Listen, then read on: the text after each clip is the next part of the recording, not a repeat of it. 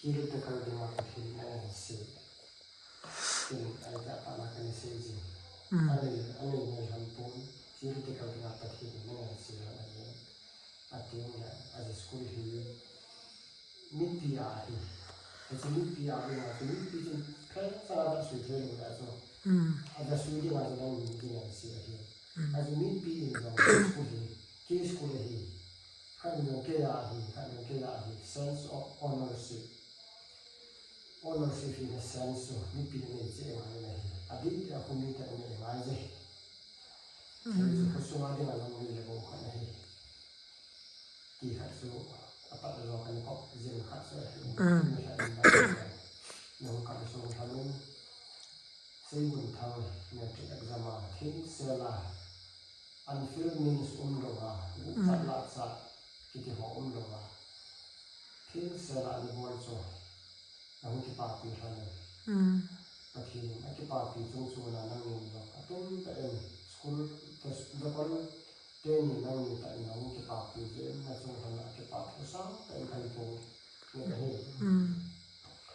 cho hi ama hen unfilled means you want to tại cái mà hi kịch nó căn này hi là tiền cái còn màอาจจะบอลไม่เห็นถึงกับหินอาจจะขอนใจเลยแล้วที่นั่นมาหินอะไรนะdùng hâm tạ hâm ai rồi cho các bạn là sự sạch là cha hâm huy mút long lệ sự giả vâng thì tại sao lại điều làm modern school là cô kịch dân họ cả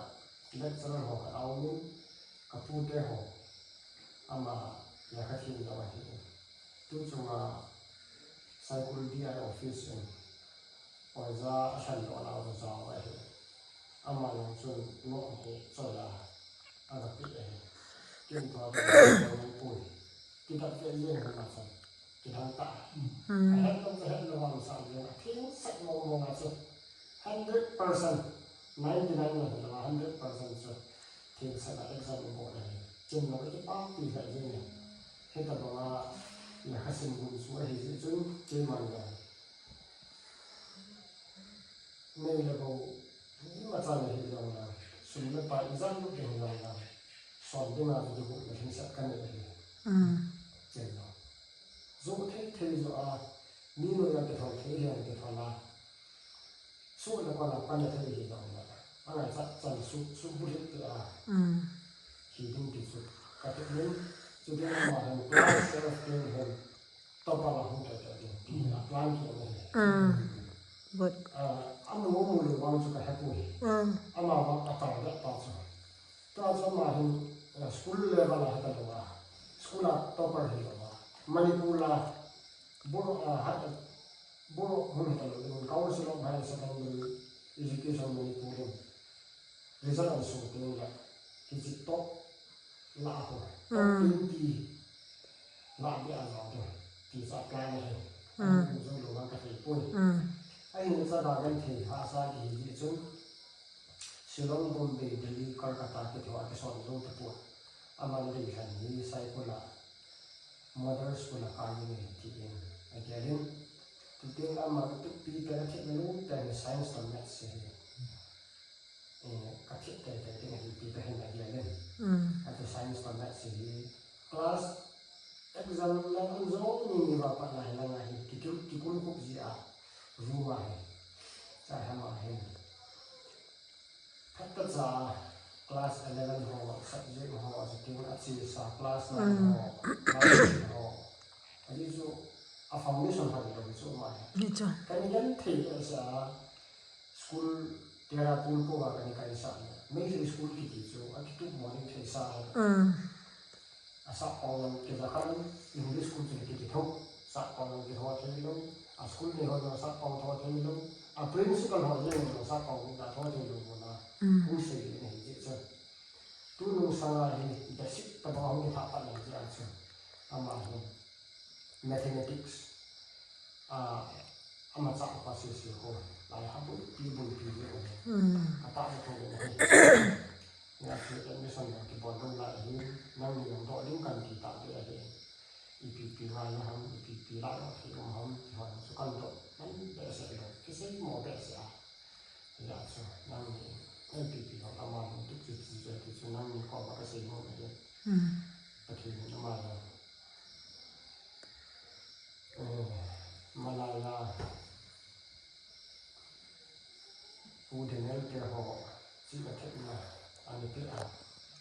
โซโลมอนของสิ่งนั้นอันนี้เป็นคือเป็น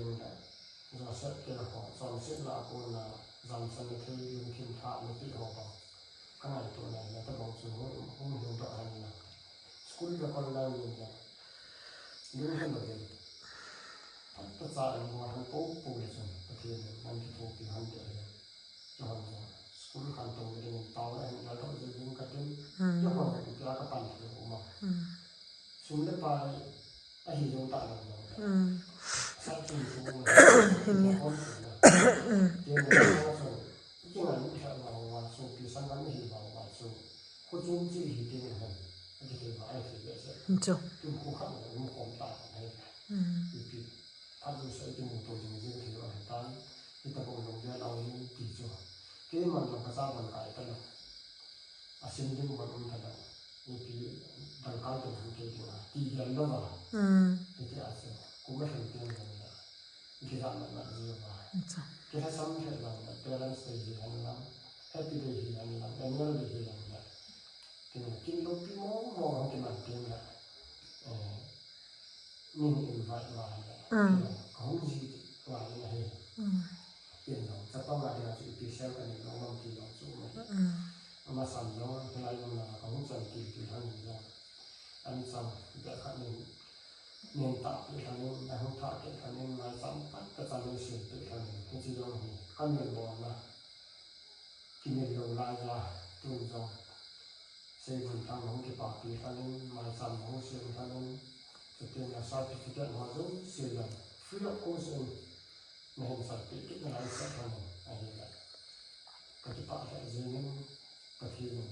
บุกทางนี้เต็มเป็นสอบทางนี้ดังสอบทางนี้นั่งjalan sepang yang kaki tak ani jadi sah menghubungnya yang ini yang itu sekolah longko ni dan education ni dan sekolah longko education longko education center jadi naik asal jadi apa nama activities development that social development I don't know ni pilih apa tadi wahai jasa so tem spiritual development zong azang thang ai ai to Christian ka ni la ma a thi a yang a so ta na thi lam pi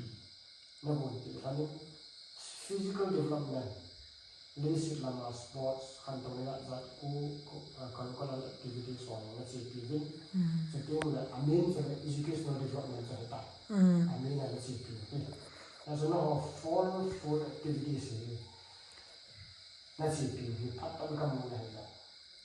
係自己。呢啲落嚟即係阿姑啦，你當大係好求到嘅係幾邊啊？其實我哋大嘅就係，其實佢啲係，佢其實嗱，主婦份諗埋講，內情嘅都咁跳啦，係叫佢夾大手嘅嚟嘅。嘢算啦，然後啊，笨頭十幫埋湯咧，有啲啲黑啲啲用嘢嘅。จะต้องลองลองใจมันกระทบแล้วมันว่าที่ถึงสุดแค่สาเหตุที่ใครละสิที่สุดอินก็มันตลอดว่าปวดตัวยิ่งปวดตัวยิ่งอันนี้ตาสิ่งมาจุดสองพันหกนั้นเจ้ามาปวดถึงบอกเลยอันตัวอาจูเจ้ามาปวดได้มาจูเจ้ามาปวดได้มาจูเจ้านี่หุ่นตีให้จ้ะจิตตุ้งเทจะลงจูเต็มที่แต่